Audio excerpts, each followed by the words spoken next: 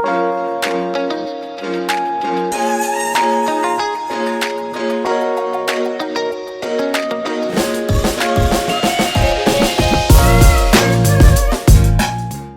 right, hey guys, Danny here with Danny Gustin Fitness, interviewing and talking today with Josh Romero. Josh here is one of our trainers. He's a certified personal trainer through the National Academy of Sports Medicine.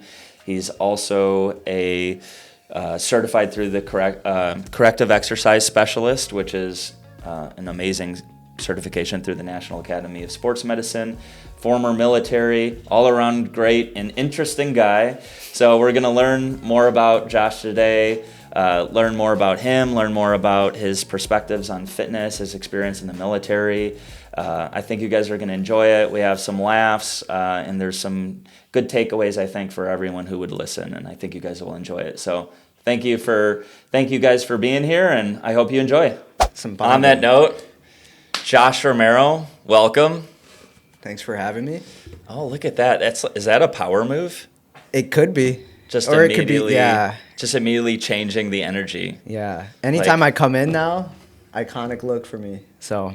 Yeah. Thanks. I know you're the host, but I'm going to wear the headphones this way. Yeah. I don't know. I just don't like hearing myself talk, so. I feel like we need to arm wrestle now. You'd win. Actually, I don't know if I would. You saw my shoulder. You saw how bad that is. So. I'd have to go for the right shoulder. Yeah. Are you a righty or lefty? Righty. So, okay. Yeah. So that'd be it. Because, actually, if you think about it, the arm wrestling is very much like rotator cuff. Yeah. Right? I mean, I would imagine, obviously, tons of grip, tons of form, but and I got kind of like a rotator cuff exercise. I got dainty little baby hands, too, so you kind of got me on that, too. Yeah. There's not much we can do about that. Yeah. If only there was, I actually, believe it or not, at one point had a person call me who wanted me to train his teenage son to get taller. And I go, what do you mean exactly get taller? Like you want me to, as he gets taller, you want to make sure he fills out his frame? He goes, no, he's short and I really want him to train to get taller. I'm like, I'd be a trillionaire if I could do that, Well, if you ask him to do bad posture for about a year and then come back to you, I mean, I've trained a guy who he gained an inch on his physical for his annual physical. Yeah. And he's 55 years old. I don't think it was a random growth spurt. Yeah. I just think he's so hunched over from his work all day, working in IT, that we just got him nice and upright. So that makes sense. Actually, the same thing with this kid. The tallest I've ever been is I got measured, I guess, after a chiropractic traction and adjustment. So, they're like pulling my neck and doing like an inversion table. But I was 5'10" just for that really short amount of time. I've been like 5'4" my whole life, so I'm not short, I'm just fun size, that's all. I like that. You're owning it. Yeah. I kind of, so have you ever been around someone who is really overweight and you have someone who maybe has a few pounds to lose, and that person who only has maybe 10 pounds or something to lose is really kind of talking about how overweight they are and how they're like gross and stuff like that? And whenever I hear that, I'm thinking to myself, like, this is super insensitive to the person who has a bit more weight to lose than you. Yeah. Is me talking about wishing I was 5'10" and only being 5'9", is it like that for you? I don't think it's as that severe. I think people don't, hopefully guys specifically, don't look at it like that as intensely as their weight, you know? But you own it. It seems like you own it. Yeah, I mean... there's some... like, you've heard about people saying, like, short kings. I'm a short king. Short king. Yeah. I mean, have you heard this? I have. Short king. There's been times where it worked out. I mean, when I was still in the Army and we were in our LMTVs, for me, they were about 2 inches above head height. So I can stand up full gear down head to toe with my Kevlar helmet and stuff. And I was still able to stand up without crouching, whereas someone like Nico has to hunch over and destroy that back just because he's too tall. So that's a good point. Worked out in my favor. It's kind of like if you're like 7 feet tall, or even probably not even that tall, but you've got I'd imagine buying cars is a difficult thing. Yeah. You know, having to figure out the seating to where you're not constantly doing this. Yeah. I would assume so Or too, even just to so- talk to people, you know, it's a normal thing to try to make eye contact, to be at similar level, you would imagine. Yeah. Actually, that's how one of my orthodontists was growing up. He was like 6'6", and he always was kind of like... He'd have to take a knee to talk to me. Get down in that football coach stance for me. Maybe. Well, speaking of small children, Yeah. how is your daughter? She's Is that doing something you're good. comfortable talking about right Yeah, now? yeah. We had a little hiccup on Tuesday night, and she's rolling around left and right. She's on the play mat, and she just got to something she just wasn't supposed to get to and put it in her mouth. We still don't know what it was, you know? And she just started coughing up, and we smacked her back a couple times and choking up a little bit. And so in the span of us going from our apartment to the ER, just to make sure everything was good, she complete 180. Wow. She was kind of huffing and puffing and catching her breath. Yeah. So two things we don't know. And still, we did like x-rays and stuff with the doctors, and they didn't find anything, thankfully. So we don't know if she either A, she spit it out in the span of us getting to the car and driving over there, or B, if she just ate it.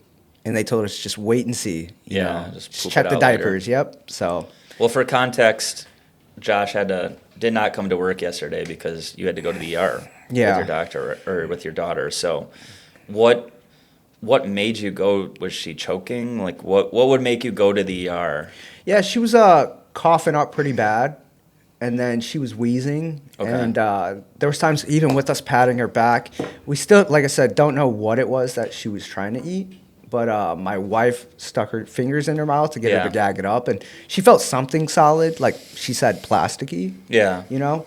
And then we don't know if when she shoved the two fingers down her throat, if she actually pushed it in further, or like I said, if she spat it out by the time we got to the car to drive to the ER, you know? Yeah. And so for us to go, it was more or less just safe measures because we didn't know, we couldn't find anything, you know? So in our head, even though we didn't know if she spat it out, assuming she swallowed it, rather be safe than sorry. Yeah. Because in the span of that, she caught her breath a little bit more. She was like I said, wheezing a little bit. And the last thing we wanted was to go back to sleep or to put our heads down, and then something happened overnight, you know, and definitely. it got worse. That's no good. Yeah. So. Yeah, so it wasn't necessarily, like when I first heard about it, I was, you know, me being a parent too, I put myself in that situation where it's like kid choking, you know, and that being super scary. But it sounds like it was not necessarily to that extreme, more of just a, hey, this could be bad if we leave this unchecked, precautionary measure. I think it was a mix of both. I think I'm scaling it back a little bit, but there was definitely times, especially when we were like getting the back down, where it was like really difficult for her breathing wise. Yeah. Like in a way gasping for air, that's, you know? that's scary. So that alone, just a couple breaths of that and that not getting better. And then even in the car, yeah, she was catching her breath. Yeah. But you could still hear that little bit of like crack in the tone, like the way she's breathing, you know? Yeah. So we just, like I said, just wanted to make sure everything was good. So. Yeah, my wife's cousin, before my first kid was born, we were, you know, you get advice, right? Hey, you know, from people you respect. You go like, hey, what do you think about this and this with raising kids? And he's like, I just keep them alive. Yeah. And at the time, I thought that was oversimplified, but then you get situations like this, right? Yeah. And it's like, oh yeah, that's actually true. Like Jamie, our first kid, I don't know, this is probably a year ago. He must have been maybe like 8-9 months. He's in our bedroom. He goes under the bed. All of a sudden, he comes out of the bed. He's going like, and, you know, immediately, I'm just like running over there, fish hook, you know, it's like almost CPR style, right? Like scrape.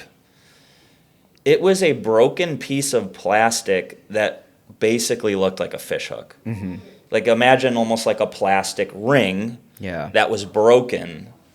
And I'm thinking to myself, if this kid swallowed that, that it was actually pointed and sharp at one point. So I'm thinking, probably wouldn't have died, thank God. But at the same time, easy ER situation. Oh, definitely. Right? And say nothing did come of that, and you just gotta wait it out. What does that do to his stomach too? Yeah. In the process. Yeah, you know? it was really sharp. Yeah. And then for Jamie's second birthday, that just happened recently, 4th of July. You know, you get balloons and stuff like that, right? Yeah. And so my wife gets a bunch of silicone balloons in the house. Have you heard about what silicone balloons can do to kids? No, I've never heard. Dude, it's crazy. It actually shows on the package as like suffocation hazard, but I've heard stories where silicone balloons actually, if you swallow them at a young age, it will actually coat your throat. So it's not just like an object being there, it's like an object that actually adheres to your windpipe. Wow. And so you could have a situation where your kid's just choking to death and you can't even do anything about it. Yeah. Like you could pat the back, you could try to, it creates an actual seal. Mm-hmm. So then I'm looking at my wife like, why the hell do people actually buy these? Yeah. You know what I mean? Like, think about that. If a bunch of balloons for a party, if you hear one pop, you got to run over and it's a landmine or something like that. Yeah. Imagine if there was anything else like that where it's like, oh yeah, we're going to decorate it with streamers, but just don't let the kids lick them because they're poisonous. Yeah. It's like, what? Can't we find a different balloon material that doesn't choke kids to death? Yeah. It's crazy. I think it's amazing too, being parents now, you look at things like that in a new light. Something as simple as a balloon. Yeah. Like if I wasn't, say I was in Nico's position and I was just hanging out with some friends that had kids. Yeah. It's just a balloon. But Yeah. now it's kind of like, Yeah. not just that you're like guarding the edges of the tables, but like you're thinking about, okay, yeah, if the balloon pops and they get to it. Like now I'm looking at like the applesauce caps for when we feed the baby. Like I gotta be the little foil ones. Yeah, not the foil ones, but like they're like twist off caps. Oh, for the pouches. Yeah, for the Okay. pouches. Like they're neat. The ones we got are like neon green labeling and stuff. That Okay. catches the kid's eye, you know. Yeah. And to us, we don't think twice about that, or even bottle caps to like water bottles and stuff, Yeah. you know. And something like that is a safety hazard off the bat, you know. Probably anyone who's not a parent is probably just getting tired hearing this conversation, Yeah. right? Nico, does this make you want to have kids? Oh yeah, it totally does. So, speaking of kids, has having a daughter, having a kid, has that changed how you've approached being a trainer? Oh, definitely, yeah. I mean, we've touched on that now a couple times where it's been different phases, you know. When you got me off the bat as a trainer, it was very like, I was fueled by that like hunger of just being the best, you know, and I still want to do that. But now it's like a more tangible goal of like showing my daughter, not so much a dynasty like I thought in the past of what I wanted, like being that business mogul, but like, hey, quality of life, like I'm training people to be better, you know, in my right, you know? And so to that end, tired of that kind of self-depraving, pessimistic mindset, like that grind mindset that I put myself in so like much. the never enough thing. Yeah, and I'm still struggling with that too. Or not, I wouldn't say struggling, but like I'm still dealing with that and trying to find my coping mechanism around that mindset. Like your balance with it. Yeah, exactly. But now it's more or less of a lighthearted, like, hey, we're in it for the love of the game, right?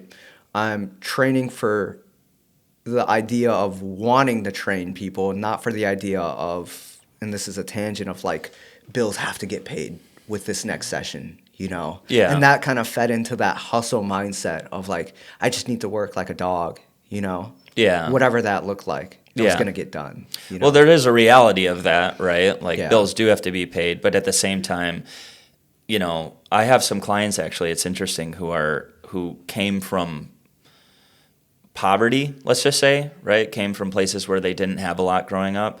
And it's interesting, they struggle with that idea of getting out of the grind mindset, even though they might live in like a 3,000 square foot, 4,000 square foot home, make really good money. They're in their 50s. Like those days you would think would be long behind them, but it still can be hard to shake that, especially if you know what it felt like to really have to get after it. Yeah. Right? Yeah, definitely. Was Yeah.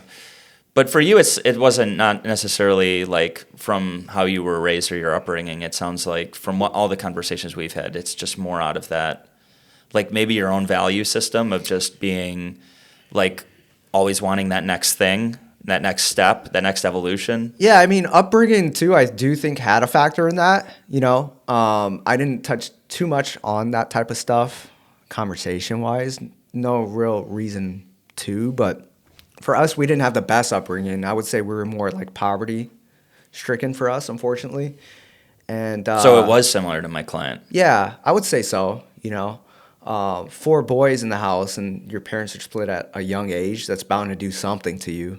Yeah. And my way out in high school, I was kind of dead set, was going to the Army.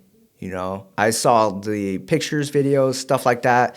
And our school, East Aurora High School, was very pro-military. And so that was kind of my route to get out of that poverty, actually put something to use. And plus, it's always like it's in the back pocket there. If I knew I wasn't going to go to school, I was going to enlist. And I definitely think that reinforced, whether good or bad, those habits, that mindset of like, hey, just get it done. Nobody cares if you're going to mope or groan about it. It's got to get done. Bills got to get paid. Just keep on moving, And I do think that helped me as a trainer, because with us, we have that offbeat schedule where it's fluid. We want to make it the best of both worlds for us and our clients. Yeah, it's not typical 9 to 5. Exactly. So when I do have all those gaps, or say long days, or 4 or 5 in the morning, 4 or 5 at night, I can power through a day like that just because long hours are nothing to me, Well, especially if you were in the military. Exactly. Yeah. My one buddy, Steve, who was in the Navy, is always talking about some of their like longer shifts when they were actually out at sea. Mm-hmm. Yeah. So yeah, stuff like that. Maybe not so much as intense. Yeah. But it gives perspective to say, hey, I've done this before. I can do this again. Yeah. So, like I said, when it comes to that shift in mindset, that's always there. Just like David Goggins has Goggins. And he says, I can pull this out whenever I want. You see a 1-minute video of David Goggins. That's not him 24/7, but he can pull that out. I think everyone has that. Some people just know they have it, and other people aren't there yet. Yeah. So to that end, it's like a tool to be used when the time calls for it. Exactly. Yeah. Yeah. You ever read his book? I've read both of them. I've listened to them too. What are his 2 books? He's got one that's Can't Hurt Me. I think that's the first one. That's the one that gets in a lot into his upbringing. Yeah, that's his upbringing, and then stuff that he's done in the military and his service, and a little bit of what he's done, I think, outside of that. Yeah. And he's got a second one. It's slipping my tongue right now. But that's more or less about, from what I took from it, him finding his purpose outside of that. Okay. I forget what it's called, but because same thing, like, I know I lean a little bit on my military experience, and I like to reminisce on stuff like that, but that's long behind me. Now, if I get recalled, that's a different story. Yeah. But as of right now, that was a phase and a blip in my life. Yeah. Just like David Goggins or anyone else to that extent. It's just a phase. What do you do then? Yeah. Same thing with this training business is, okay, right now this is set in stone, but what's the next phase going to be? Regardless of how long, it's not going to be forever. Yeah. Well, one of the things I find very interesting about that is the idea of reinventing yourself. Is there are certain career paths and certain jobs that lean themselves to being more difficult to an identity shift. Like, for example, I would imagine because you were in the Army, right? You're in the Army and you are a soldier for the 4 years you're in that, right? Yes. Like, you're always a soldier. Yeah. Right? Even when you're hanging out with the soldiers, you're soldiers. You're still, Right? Versus like, we work, we go home. We're friends, we're parents, we're kids, we're students, whatever, right? Yeah. It's just interesting to me that some hats, like my dad, for example, my dad was a police officer. That's another one where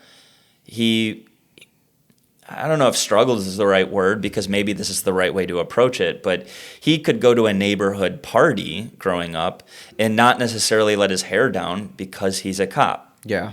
So it's like he's still John the cop at the party. Exactly. Yeah. And then he's John the cop at home to an extent, because for one reason or another, right? So it's just interesting that there are certain jobs. You're an accountant, you go home, you're not an accountant. You're an engineer or whatever, right? Most jobs, I would imagine, like to an extent, that hat is off once you're done with that job. Yeah. Right. But I know my dad struggled with that identity shift when he retired. Yeah. Oddly enough, he ended up becoming a deacon, which was like another big, hat you're always wearing kind of thing. So I think when you're to that extent, when you're passionate and engulfed in so much of something that's other people left and right to you are just as passionate, it just reinforces that kind of group mindset. And I mean, it's funny looking back, and at the time you don't think twice about this. One of my first days when I got shipped to basic training, we're in reception, and anyone that's been in the military knows that's like the pregame. Like, you haven't done it. You just got off the bus. Okay. And have you gotten your hair shaved yet? Not yet. Not yet. Yeah, you still got your You're bags. still a civilian. Yeah, you get one phone call down for your parents or whoever your loved one is. Yeah. And it's a scripted one just to say that you're good to go. Yeah. And you're going to be safe, but you won't have your phone. Yeah. But moving forward, at least for me, we had a drill sergeant who told pretty much everyone there's like 500 people in this chow hall, and they go, from here on out, whatever you guys know as life isn't anymore. The Army is going to brainwash you and recondition you, And like I said, at the time, you just think, oh, that's a cool saying. Like, that's because they're so intense. Yeah. But there's it's truth. Like, the fact that I'm years down the line and I still feel the way I feel about the military at certain times, and it's still such an identity towards me. Yeah. They do so much, because if you have all these people from all different walks of life to conjoin to do one certain mission, right? Whatever that mission is, they all need to be relatively on the same mindset. Yeah. And these are all different ethnics, different beliefs, different backgrounds. So what do we got to do? We got to find a way to tear that down and rebuild that back up to an extreme. Yeah. Yeah. So I think certain things like that, when you look at it in that lens, especially as a trainer, I mean, we talk all the time about habits, tiny habits and stuff like that. Yeah. One little thing that kind of condition-wise, and it's funny looking back on it too, is when you're in the chow hall and you get your cups, you get water and then some type of electrolyte drink. At least that's how it was for me. You got to hold them high up to your chest, right? And for us, we just think that's just some type of discipline thing of like, oh, I got to walk in a straight line. It looks dress. Well, you don't know that until you're in like phase 3 or something like this, where when it's time to go to a range for the explosives and they give you grenades, that's how you hold the grenade. You have the safety pin there. So that way when you pull the pin out, you're good and you're ready to throw it. Yeah. So you're telling me for about, 6, 7, 8 weeks, something like that, I've been holding my cups this way without knowing why I'm doing that. Yeah. And then afterwards, that's when you break it down it's to like me. Karate Kid. Exactly. Right? Like wax on, wax off. Yeah. And then all of a sudden someone throws a kick and he's like, yeah. Right. And stuff like that, like, that's the coolest little thing. And it makes you think, like, you get hundreds, thousands of people to do something like this. Like, what do you think? Like, you can do anything at that point. Well, yeah. It's amazing. Yeah, it's pretty beautiful to see it. Yeah. Kind of reminds me of like sporting events sometimes, like when you see 10,000, 20,000 people all do a same fight song. Yeah. There's something about that that's almost like electrifying when it happens, and you hear, even if you're hearing it and not actually participating, you're like, whoa, this is the energy of there. Thousands of human beings being in sync, which is really, really incredible. Yeah. The thing about brainwashing, though, it's kind of interesting in the sense that it's considered to be a negative for most people, right? If you said, oh, he's brainwashed, right? That's not a good thing necessarily for most cases. I just think of it as programming, right? Yeah. We're all just people who are going through life, and we get data that gets inputted into our brains, and that affects us in some way, right? Yeah. And so we're all getting brainwashed. It's just whether or not the input is good or not, right? And whether or not, I guess you're consenting to it as well, right? Yeah. You know, so I mean, we can all program ourselves differently, and a lot of the programs we might have are bad, Yeah. right? You know, like I've had to struggle with anger a lot of my life, in how I react to people at times, especially when I'm angry, right? That's a programming. Yeah. Right? It's things I learned growing up from different experiences, right? It's a brain, you know, that's kind of brainwashing, Yeah. right? It's You something, didn't just wake up one day and just said, hey, I'm going to be angry. Yeah. And even the concept of doing that, like, where do you learn anger from? yeah. You know? Well, we started this conversation with kids, right? Yeah. I mean, that's a big part of raising children is you're programming them, right? Like my kid for the last month, it's like every single time we get to a street, stop, we look left, we look right? It's like he doesn't remember it, and then we do it again, and then we do it again, and then we do it again. And then finally it's more programmed, right? Because Yeah. he'll get to the street and he'll go both ways, no cars, right? You know, and Yeah. it's programmed now, right? And that's Yeah. a good thing. So I mean, brainwash has a negative connotation, but Yeah. we have the ability to decide how to program ourselves for good or for bad, Yeah. right? But it definitely is. It is kind of amazing to think of. I've had that thought with the military before, how there's just really not many things quite like that, where you are with the same people to an extent, with the same purpose, Yeah. and the same value systems to an extent. I mean, Yeah. not all the same values, but some of the most ones. Yeah. Do you miss that at all? It comes and goes. I think about it probably every day, you know. It's probably like 80 or 90% of what I think about, honestly. It's just you know, it's just reminiscing. there. Yeah, and then to a certain extent, it's like, okay, that was there, and I'm thinking about it. What can I do with that? You Yeah. know? Like, is it tacky to make that my personality? Some people might say it is. Other people might say, hey, use that and run with that, you know? Yeah. There's people that use that type of experience, even if it's, say it's 2 years and they got discharged early from an injury, they can use that to their advantage to make some type of new market. Yeah. Centered around veterans or Yeah. something like that, you know? Yeah. Yeah, that's cool. To a certain extent, it's funny, unrelated kind of topic or semi is we were talking offline about your friends and keeping up with them. You Yeah. know? I'll put it this way. There's friends that I made in the military, you know, that I haven't talked to in months. And if they called me right now during this podcast, I'd pick up the phone and vice versa. You Yeah. know? The moment I'd be offended yeah. Oh, how so? From the podcast or just as a friend? for interrupting our podcast. Oh. I'd be offended too. I mean, Nico would be Yeah. upset. These are and the- you already look, checked me on the headphones, you know. I'm just so power moves, I then guess, but- just power move after power move, right? But to We're gonna take yeah. a short break, and Josh's feet are gonna be on the table. Yeah. To that point though, it's like I've had times where it's the middle of the night and I'm about to go to sleep and like my best friend in the Army calls me and the same thing, I pick up and he tells me he's gonna get married. Oh, You know, and that's so awesome. something like that is awesome. Yeah. When it's out the blue too. You Yeah. know? Versus on the flip end, my brothers live down the street and sometimes it's hard to even get them on the phone for like a minute, you Yeah. know? Yeah. And there's no shade and animosity towards that. It's just like that's the extent of these friendships. Is Yeah. that just as we spent days on end with each other without any rest. Yeah. And the moment I go to sleep, you're right next to me, and the moment I wake up, you're still right there. Yeah. You know.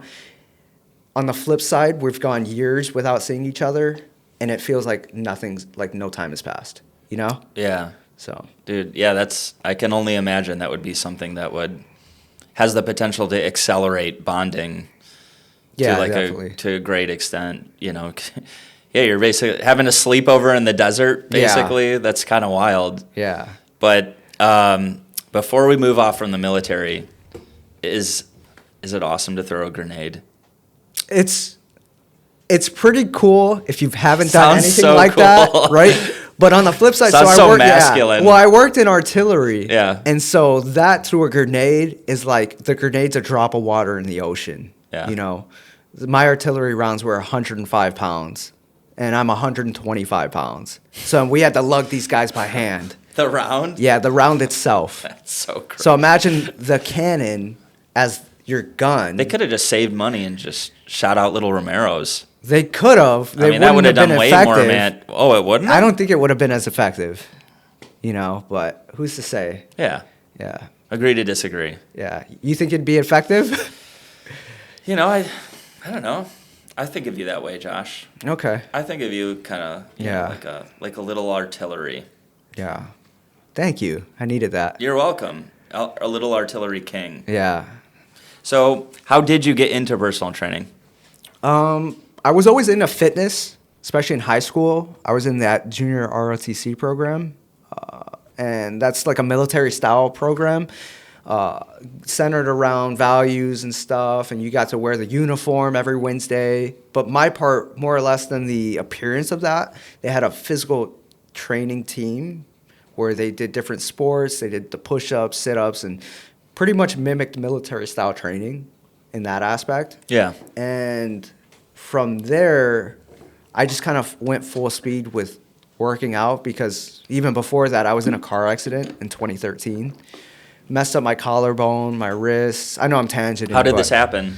I was crossing the street on like some summer day, and I looked left and right, but some witnesses said that I just kind of went straight for it, or at least that was the narrative, and I got hit. I went unconscious, so I wasn't even there to like acknowledge what had happened. Jeez. Yeah, I woke up in the ambulance, and at that time I was pretty rowdy, so I thought when I was in the ambulance and I finally came to wake up, I thought it was in the back of a police car, and me and my brother Angel got in trouble for something, So Why that would wasn't you the be in case. trouble, Josh? I just wasn't. I wasn't the best kid.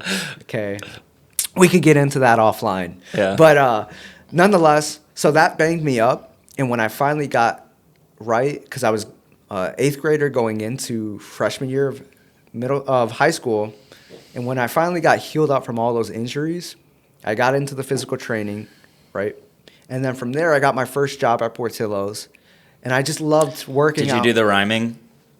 I wasn't part of that squad. I was the hot dog cook. So we had a glass window there. Okay. So all the kids and all the adults got to look at me make the hot dogs, but I was flipping like the bottles and popping the bags and tossing stuff over to the other I didn't even know side. they do that. They don't do it anymore. Oh, okay. Because I think they went corporate, if I'm not mistaken. They started I branching think out. they sold it maybe a decade ago. Yeah, and so with that, they started changing so many different rules. It started getting really political in a way, you know. Interesting. And so I kind of left, even though it was my high school job, I left and stuff. But nonetheless, that was my first job. And So if it never got political, we might not even be talking right now. You'd still just be just living your best life at Portillo's. Yeah. You wouldn't have joined the military. Yeah, well, yeah, because with this end, I love this because super sidetracked, but I can make my own hours. Over at Portillo's, when they made that shift, they put the hours that you can work, that folder, the availability, they put it in a binder and they put it at the top shelf. Imagine this room right here having a cabinet up there that no one can reach to besides the manager. So you had to ask the manager to get that paper to fill it out. What? Yeah. Yeah, what's his name? What would Jim. be the purpose in that? Jim, I hope you're doing good. Right? Why would they do that? They just got tired of people constantly requesting off, and they wanted to kind of funnel things down to one guy. So you had to specifically ask Jim and Stevie, those two people, if you can grab that paper to get the opportunity to write out your new availability, put it back in just for those same two people Did you have see to if get they a can ladder? approve it. They had to get the ladder. I couldn't even touch it. We weren't allowed to as employees. Yeah. So that's that. I cannot believe. Yeah. Imagine Mike doing that to us. I just Complete can't believe waste that. of time. So that was really like a butterfly effect moment in your life. Yeah, that brought us together. Stevie and Jim. With the ladder and the book really high to request off. Yeah. That's when you decided, No. I need to change my life. Yeah. Me and my brother walked out when they started doing that. Like, we got fed up of like a week. You and Noah? No, me and my older brother Angel. Okay. Like, we worked there for like a year and a half, and high school jobs, like working during high school, I think that's a pretty good feat. A year and a half. Like, I'm getting off of school To work at Portillo's? Yeah. I got off of school at 3:15, and I went at 4 to like 11 p.m. Yeah. every day for like a year and a half. That's so I legit. think that's pretty legit. Yeah, you work and then... Yeah, we got tired of that and walked out. But nonetheless, like, my first paycheck at that job was to get some gold standard dumbbells, like the plastic with nice. the concrete on the inside, right? Just because I loved working out so much. I didn't know what I was doing. Thank you for bringing it back, by the way. Yeah, I wasn't had even to. sure what we were talking Yeah, about, that you bring yeah. it back to the gold standard. And so, yeah, that got me I into got the lost dumbbells. up there on the ladder. I never left the ladder. Yeah, I brought you back down. You brought me back down, so It's I all appreciate good. that. Yeah, and so, like, my first instance of working out in that aspect was YouTube and Google, just putting my phone up. Me and my brother had a twin bed, and I put it up there, my phone, and just watch people work out, and I would just mimic them. And I'd find different variations. You know, Athlete X would do one way. Bradley Martin would do another way. I loved you know. Athlete X. He was one of my guys back in the day. Yeah, I think he kind of peaked a little bit. I'm not trying to throw shade at him, but like, I don't see too much of him anymore, so I'm not sure what that's about. But I don't know either. I don't pay too much attention to it, but I would have to imagine at one point I watched some of his videos and I almost felt for him in the sense that I'm like, man, could you imagine having to make a new video every single day? Yeah. For years. And it's Yeah. like this full length video. I mean, how many best bicep exercises can there be? yeah. Do you know what I'm Yeah. saying? And Like, how I mu- feel like, like, I yeah. feel like that would be tedious after a certain point, because I feel like part of what keeps me in fitness, health, wellness, nutrition, etc., is the value side of it. Yeah. It's not the what of what we're doing; it's the Yeah. why of what we're doing, right? And it's the strategy, it's the behavioral psychology, it's all of that. We're just getting lost in the minutia of just what's the best way to hit your triceps, and like that having to be most of your videos. Yeah. I don't know. I feel like I would get burnt out on that. Yeah, yes and no, because I think on the flip side, I mean, he caught us at a certain point in time to where that was the peak of what we were looking at. Yeah. And maybe since we're past that, the new phase of whoever's beginning to work out is who that's catered towards. You know, Maybe. I could see that. Ed Milet, he's a self-development guru. He's a phenomenon. Who is it? Ed Milet. Ed Milet. Yeah, okay. he states something along the lines of being successful, like what it takes for the most part. There's more nuance to this, but usually it's something along the lines of, I might butcher it. You don't say different things and tweak it to the same people. You would say the same thing consistently over and over to new people. Meaning, yeah, I know I've shown you how to do this bicep curl the same way, and I know you probably got this down on lock, but I'm still going to keep going with that. And then you keep that going to the next person and the next person. Versus, say I get a new client in a year from now, and I'm tired of telling them how to do a bicep curl. I'm going to try and tweak that and change it, and then something else goes sideways, versus sticking with what we know is going to work for the most part, and then you tweak it from there. Does that make sense? Well, I could see the wisdom in that, essentially just being, if you have something that works and is effective, you don't necessarily need to water it down. Yeah. Where, you know, if you have a good thing, just share it with more people. Exactly, yeah. Right? So, yeah, I could see it to that extent. Mm-hmm. You know, but we know as trainers, you know, there's a balance of... do you have any clients who almost would prefer the workout be different every single time? Have you ever run into clients like that? Yeah. Right? And then you have some clients who are on the other end, right, where they're very routine oriented. Yeah. But I find that that's one of the interesting parts of training, where you have to find what makes people tick. Yeah. And even though you and I might know, if you just stuck with the same, you know, like a similar round of exercises for 2-3 months of a program. Yeah. That's something you would benefit from, right? Yeah. Because you can't remove proficiency from results. Yeah. Right? Like the person who's most proficient with a technique is also going to be the person who's going to get a lot stronger, right? Yeah. Where it's hard to get too proficient if you're constantly switching it up. Yeah. Right? But there are people where if you approached it that way, where, hey, we're doing this again, we're doing this again, we're doing this again, they would get bored and they would probably quit, right? Yeah. And not just quit training, right? You know, because that's okay if they go on to something different and still pursue fitness. But if they quit fitness altogether because they think that's what it is, Yeah. right? Like, I worked with a trainer and, you know, that's how it was. So fitness isn't for me. Yeah. So that's, I think, sometimes the difficulty is finding, and I also, the part I like about it is finding that balance for some people where, hey, maybe one person really loves consistency and is perfectly content to do mostly the same things for over the course of a program. But other people, you have to find that sweet spot where, you know, you keep them interested. Yeah. Right? Yeah. I think when you mention keep them interested, and there are people that love routine, very analytical people, but there's people that want something different each time, right? And to a certain extent, I agree. Like, hey, we want to shake it up a little bit, right? But the exercises are still almost the same in a sense of the squat is still going to be a squat. It's just going to have a little different technique to it or a different flair. I'm not putting a resistance band on someone's legs and then having them stand on a Bosu ball and close their eyes and put a kettlebell over and doing some crazy stuff, you know. That probably is an exercise. Yeah. You know. That's where I refer to something as getting too cute. Yeah. It's like, come on. Yeah, like, or flashy, Yeah, it's like it's just getting too cute now. Yeah. It's like we're getting way away from the fundamentals, right? If there's a purpose and you can explain that to me, like this is for me the litmus test. Explain to me why you're doing that relative to the goals that the person has. Yeah. If you can tell me a good reason why that is a priority to do over something else relative to their goal, then great.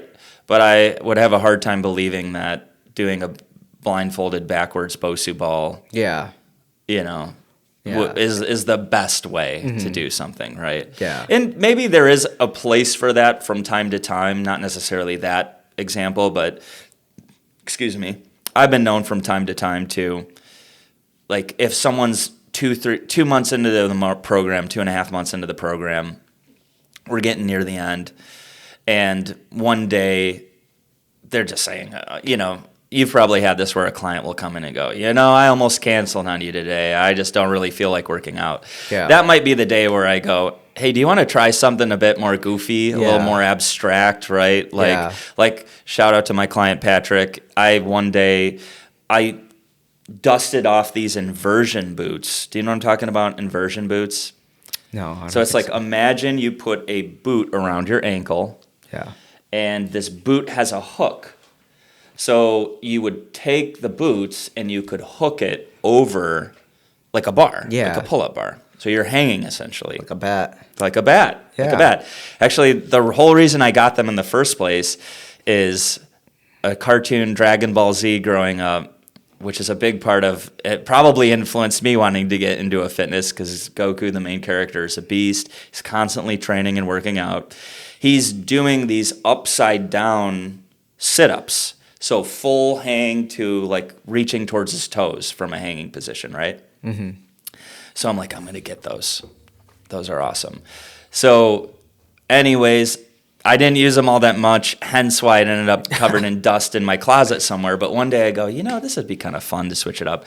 So I brought it into the gym, and I had Patrick do a inverted sit-up to touch his toes, then grab the bar, unhook, drop down, burpee, jump up, do a pull-up, hook back in, and then repeated that. Smoked him. He did 4, and he said his heart rate was like 170 beats per minute. And we still I've tried. Patrick's one of my most fit clients, so it's not like I did that inappropriately. Like, he definitely was ready to try something like that. Yeah. But even to this day, like years later, we still talk about that as like a fun. So there's place for novelty in that way. Yeah. But not as like a staple of a routine, right? Definitely. Like, you wouldn't make that the staple. Like, okay, we're doing this again today, right? Yeah. Like, there's probably not a whole lot of value in that. And if there is value, there's probably so much more value in other things that you could get the same result with half the effort. Yeah. Right. So, and again, going back to the puzzle part of it, that's the piece I enjoy. Like thinking of the personality type, the goals, the lifestyle they have, and finding a way to mix it all together in a way that just is effective but also works for them. Definitely. Right? Yeah. So we started talking about that because you were talking about reliving how you got into personal training. You're doing, you worked at Portillo's, you got the dumbbells, you're copying workouts, Athlete X. So where from there did the personal training journey of you becoming a trainer, where did it go from there? Yeah, we'll skip some steps just to get to that is on my transition out the military, I always knew I was going to be working out and in the fitness industry, right? And I was kind of just dead set. It wasn't like an overnight thing. I was just, when my contract was up, and usually around 6 months before you get out, you got to kind of determine, okay, am I going to stay in and either stay in the job, get a new job and reassign, or get out? And what's the game plan? And I just knew I was going to get out and start personal training or something along that line, And why? Why did you know that? I just loved fitness so much for myself. And when I was in the Army, they kind of took that out of me in a sense of it was less about the weight training and more about efficiency. We can care less how big your muscles are or how good you look. We need you to move around and stuff. Yeah, can you carry 50 pounds in your back for 10 miles? Exactly. So with that being said, I wanted to get back into the passion of fitness. And I was on my off time because the closer you get out, it's kind of like retirement, right? You get less work the closer you get to your retirement, as so I've been told. Oh, okay. But to that end, I had more time on my hands. So during my lunchtime when I'd work out, soldiers would kind of flood in through what we call the Thunderdome. It's pretty much a gathering place for all the soldiers. Okay. And that sounds pretty epic. Yeah, weight room, pretty cool stuff, a bunch of military equipment, but I would pull the equipment out so I could get a good workout in. And I'd have a handful of people that wanted to work out with me that just didn't know what to do. Okay. A lot of times we look at the soldiers as like this high speed, big buff dude, but they're just regular people like us. Like there was people that played video games on the weekend or during the week. Yeah. And they just didn't socialize or didn't know the first thing about fitness. Yeah. And they wanted a little bit more instruction on that to like it or want to see results. And that's where I kind of fit in. Okay, so you were almost getting into coaching. Just in a like an unofficial sense. Yeah, and so with that, they offered me to do, it's called like a holistic health fitness instructor. So pretty much I'd be the sergeant that was in charge of the battery and their fitness levels and whatnot. What does battery mean? Battery's like so in another way, it's a subcategory for artillery. We got our own slang from the Army. So battery, anyone that's military, battery is a company. All the company is a group of people, like 80 people. Okay. So you got the battery, you got the platoons, and then you got the squads in the platoons. Okay. So it's kind of like a pyramid, right, of smaller going to the bigger picture. Yeah. And so with that, as I was getting out, they were putting me in that position to lead physical training.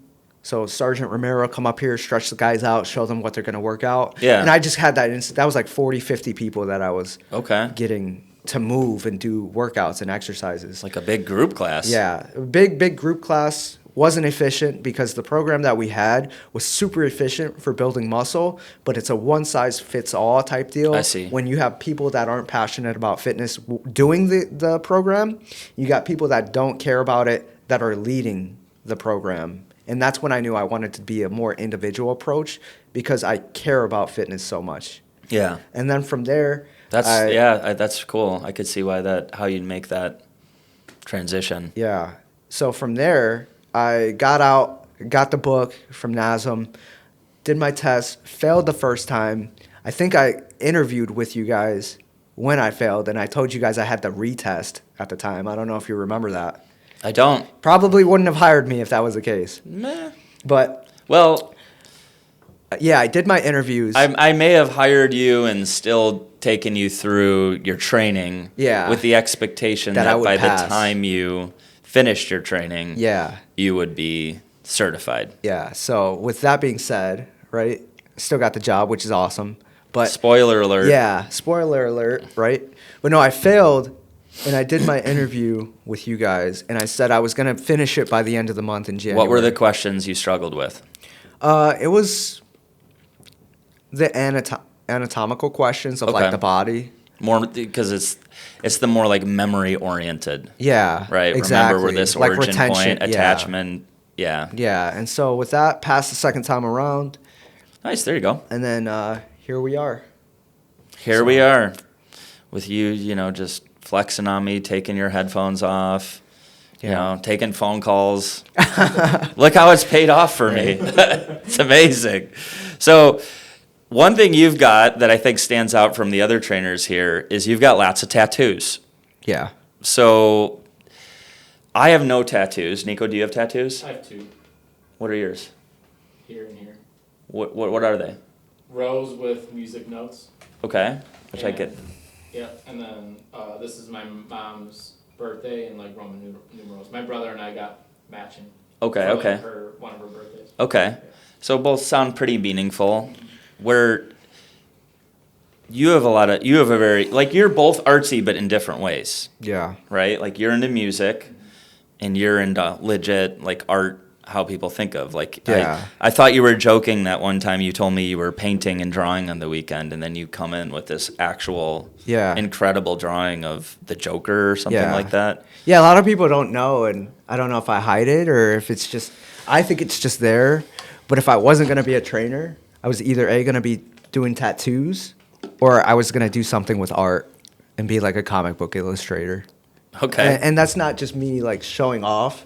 Like I'm just confident, like I'm good at what I do when it comes to making art. Because you do tattoos on the side, right? Yeah. I've kind of scaled back on that just for the fact of like time-wise. Like my weekends are the most available, but yeah, this is my time to catch up and spend time with the family. Yeah. So I haven't been able to dive into that as much. But in general, like if you go up to my house and you look at all my books, I probably got like 15 different sketchbooks just filled with art and all these finished pieces that everyone says, why don't you sell it? And when I try to, nobody wants to buy it. So I'm like, okay, that's cool. I'll just keep it because it looks badass. Yeah, yeah. No, you're definitely talented. I mean, seriously, I really thought you were messing with me when you mentioned it, and you showed me the picture because it was really, really good. Yeah. So, Definitely. I mean, you're over here on Spotify with your music, and you're like a legit tattoo artist. I just feel I am not artistic at all. And so, and my mom, so I don't have tattoos, and maybe there's a number of reasons I don't have tattoos, but my mom growing up really poo-pooed tattoos. Yeah. Like, she made tattoos people who get tattoos are basically like narcissists. Yeah. Like, look at me and my tattoos, right? Yeah. Which I don't know. I don't believe I'd rather that. be called a narcissist than a sinner. Than a sinner? Yeah. Why would you be called a sinner? Well, those other people, those religious people, those religious folk that say, hey, if you have tattoos, you're a sinner. They look down on that too. Okay. Yeah, that's like some Old Testament old stuff. school, yeah. But I go to a non-denominational church that's Christian, so these guys are pretty chill. They're cool with tattoos. Yeah, they're pretty cool right? with that. Have you ever tried to go into a church and just they blocked you because of your tattoos? No, but I could appreciate them if they did. Why? Because they stick to their guns? Because that's their value, and that's their right to do that. So. I actually feel the same way about Mormons. So Mormons get flack for, I don't know, actually for a number of reasons, I'm sure. I don't really understand it fully. But, the idea that they're going door to door, right? And so I remember a couple of years ago, some Mormon teenagers came up to my door, and, I actually opened the door, and I told them I wasn't really interested in hearing more about it because I already have my faith system, and I'm pretty settled in it. But I also respected them both for having the balls to go. I mean, that can't be enjoyable, right? To go to door and be rejected. It's like one thing to be rejected for something you don't care about, right? Like you're going and you're got a summer job selling, I don't know, siding or something, right? It's like, oh, you don't want the siding? Shucks. All right, I'm going to throw my headphones back in, walk to the next house. But this is something that they obviously do feel very deeply for. Yeah. And just to just know, you're knocking on a door, you see, could you imagine knocking on a door, like just excited to share your belief system, and you see someone like see you and then jump below their couch and just pretend they're not there? I mean, I don't know. You instantly have my respect if you're really willing to put your money where your mouth is with something like that, regardless of whether we share the same belief system.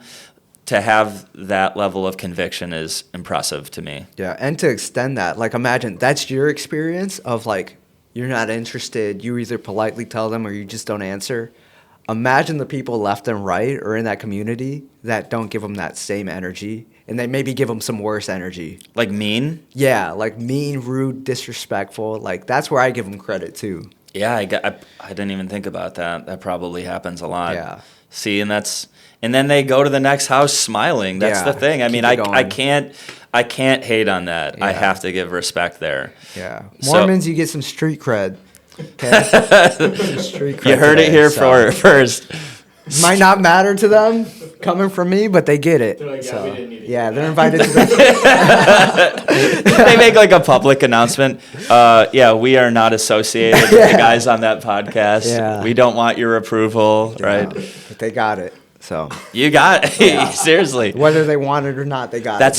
You're invited to the cookout. Okay. That actually would be a great T-shirt. Yeah. Street cred for Mormons. Doesn't that sound like it? T-shirt. If you saw someone that had that, can you imagine like whatever a Mormon looks like? Yeah. And then just like maybe some like gold teeth or something like that. Yeah. But on top of that too, you get a shirt that says street cred for Mormons. Everyone knows what that's about. Everyone knows why they get street cred, because they go left and right, door to door, getting rejected for the most part. I actually think a lot of people probably wouldn't know what that means. You don't? What do you think, Nico? I think if I saw someone that had a shirt that said street cred for Mormons, I'd be like, that's funny, because split, I think so too. Yeah. I think there'll be plenty of people who would be confused about that. But remember that Thug Life thing on YouTube? Yeah. Where there'd just be a video and then it'd like slowly Thug bring Life, the glasses and the like cigarette over. Yeah. Oh, if you know, for those watching, if you have not seen that, those compilations are hilarious to me. Link down in the video below. Yeah. Maybe. No, I'm just joking. Probably No not. link. Probably Maybe. not. No. So bringing it back to how, you have this hunger to drive yourself to do, you listen to these self-help. Actually, a lot of the times I'm walking into the break room, you're listening to something, right? Yeah. Whether it be mindset, fitness, right? So obviously knowing that you're a growth-oriented person, you want to challenge yourself. Where do you see the next stages of your own development as a trainer? My own development as a trainer is it's tricky because I don't know what the potential future is right now. Not that that's a scary thing, but I'm in this grace period where things are going good. Things are good with the family. My next objective, I think I'm switching caps and roles because I was so dead set, especially around this time last year, of building that clientele, especially knowing that we had the baby. But now that I'm kind of past that and the baby's older, I'm switching the cap on to be first-time home buyer. Okay. And I'm focusing all my eggs in that basket right now. Not that I'm caring less about training, but I'm chipping away at something else in a different part of life. Yeah. And then circling back to say, okay, once that's done and solidified and good to go, what's next? Kind of like a cycle or wheel. Just like when I first got out the Army, I had to figure out, okay, what's next with that? I got to become the personal trainer. And then the trainer, I got to get the job. And then job there, all right, starting a family. And it's kind of circling back around in these kind of waves. Yeah. So if I could paraphrase, it sounds like what you're saying is you are at a place with your client base and with how comfortable you are with your proficiency as a trainer. Yes. That you feel comfortable in that to where it's allowing you to focus on something else and be good at what you are, but stable in what you're doing, not rock the boat too much with that, and like take on these new ventures. Yes, definitely. Because Okay, I think when I can appreciate when I that. do things like that, it's gonna allow me to come with a fresh, clean slated mind. Yeah. To say what is next after I get a new home. Yeah. You know? Yeah, well, there's definitely something to, being in a coaching position, we're often giving, right? We're giving energy, we're giving support, we're giving our attention, of course, and to the session and how it's conducted, right? There's a lot of giving that goes on.